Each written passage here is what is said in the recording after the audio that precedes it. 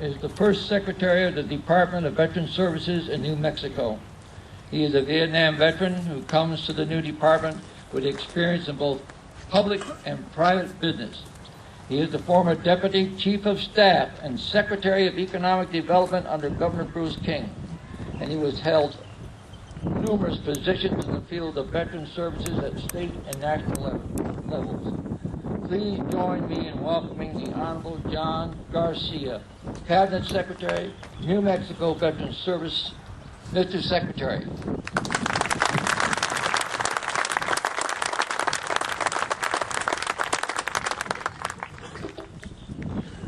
Buenos dias.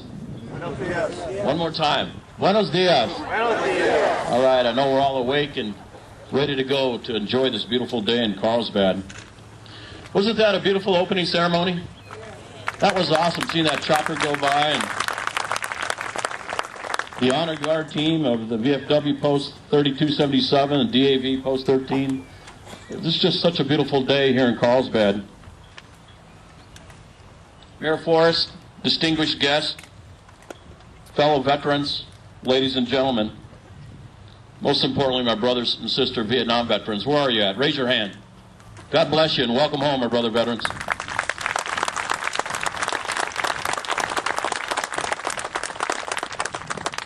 On behalf of Governor Bill Richardson and the 200,000 veterans of New Mexico, it's an honor and a privilege for me to be here today at the Moving Wall Vietnam Veteran Memorial Ceremony. There's two things I'm most proud of: watching the birth of my 3 children and being a Vietnam veteran. I can't ask for anything other of more pride than being a veteran of Vietnam.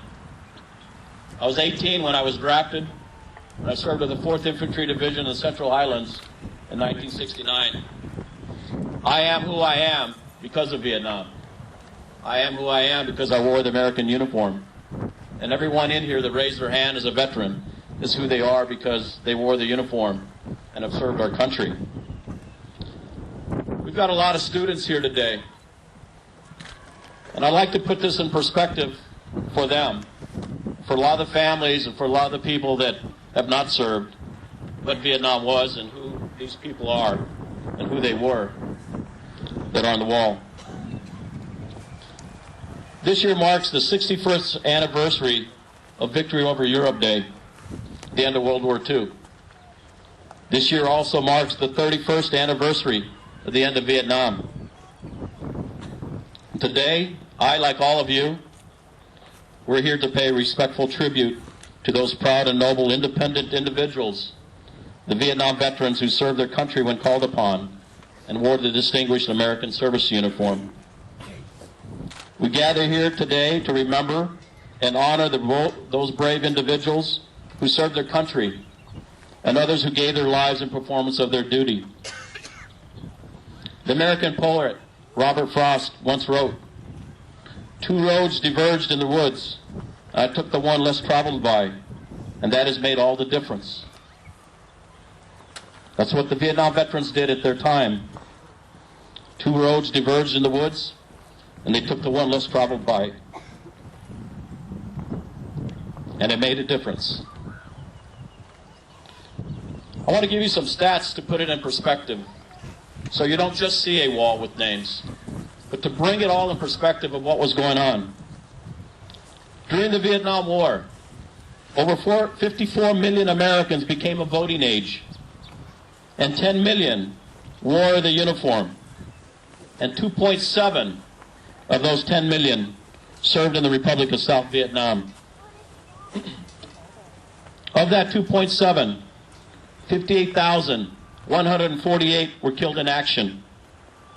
Of those killed in action, 17,538 of these men and women were married. Of the 58,148 of the names on this wall, 50,274 were enlisted men. 7,874 were officers. 18,465 were 11B, 11 Bravo, Brunts, infantrymen. Of those numbers, 304,000 were wounded in action. Of the 2.7 million that served in Vietnam wore the uniform. They represented 9.7% of my generation. 75,000 were severely disabled. 23,200 were 100% disabled. 5,300 lost limbs. And those killed, those names on this wall, 61% were under the age of 21. It was the first teenage war. In New Mexico, we were number one in drafting percentage, and we were third highest in casualty rate during the Vietnam War. Across the country, Vietnam veterans and their families, when they came home, were just beginning to understand the painful experience their loved ones had been through. The country was beginning to realize the after effect the war had had on returning veterans. He had the highest unemployment rate when he got home, the highest divorce rate, and the highest suicidal rate among his peer group. Many young men and women of my generation, the baby boomers, the sons and daughters of the world's greatest generation, answered President John Kennedy's call in 1961 inaugural address when he said, "Ask not what your country can do for you, ask what you can do for your country."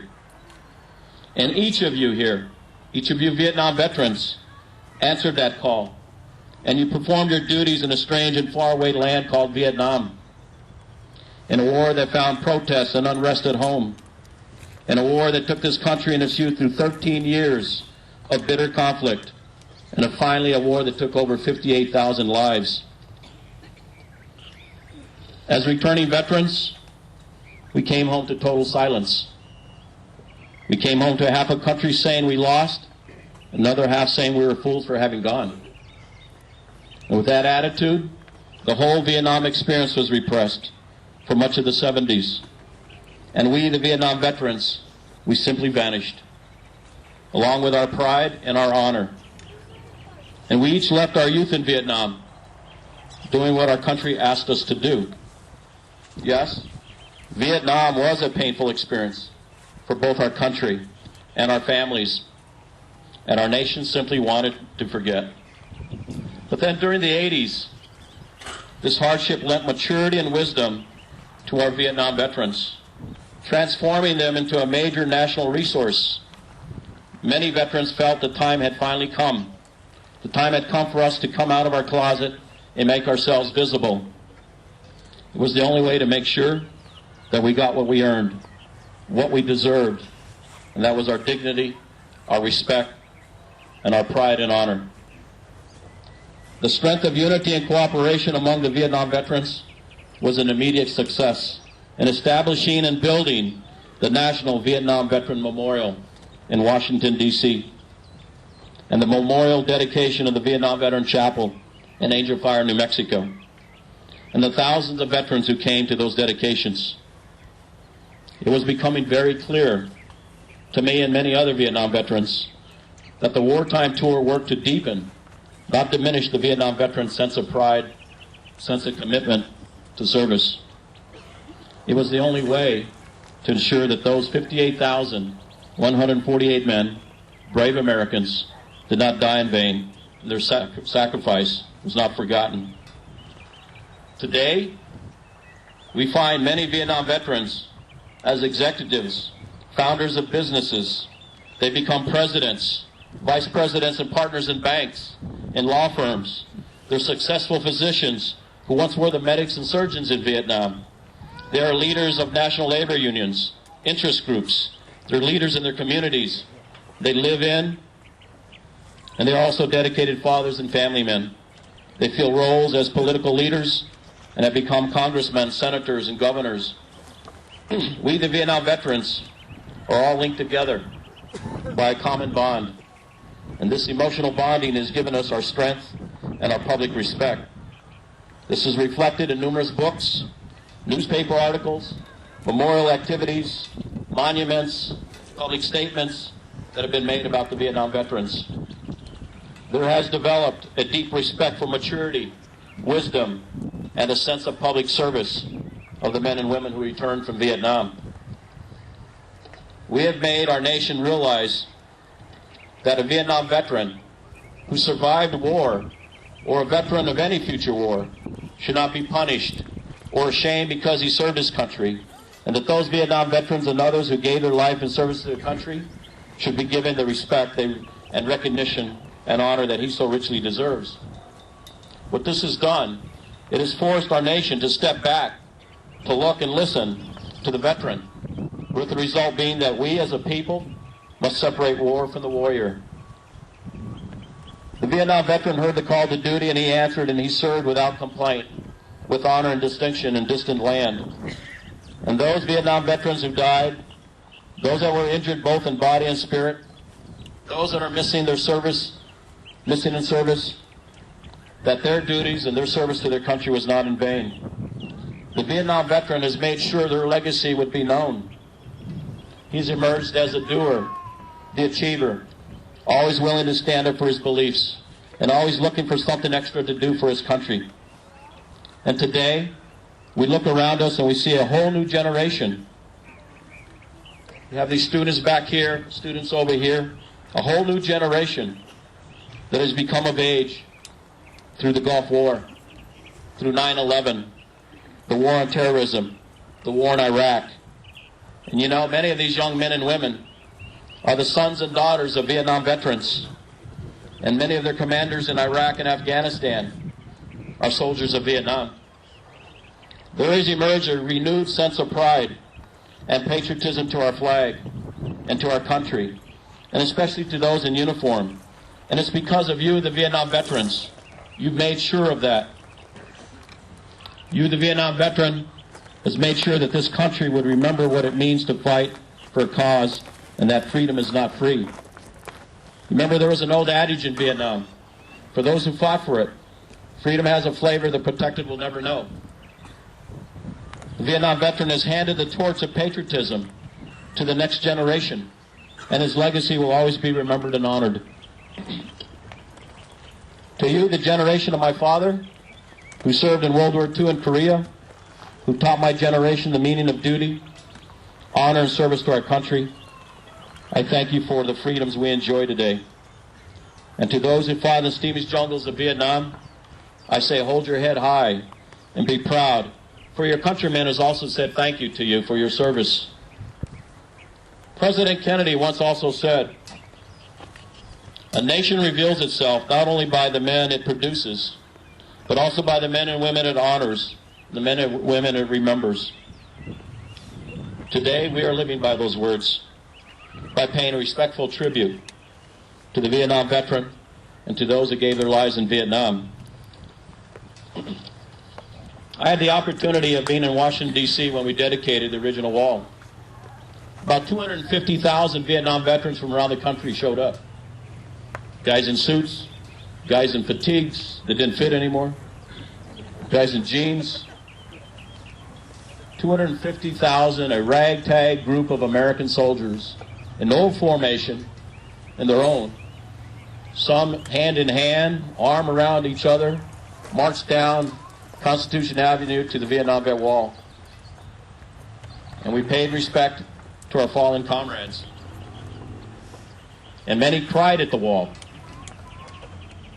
It took me 5 visits, 5 tries, personally, to get to the wall. I just couldn't walk up to it.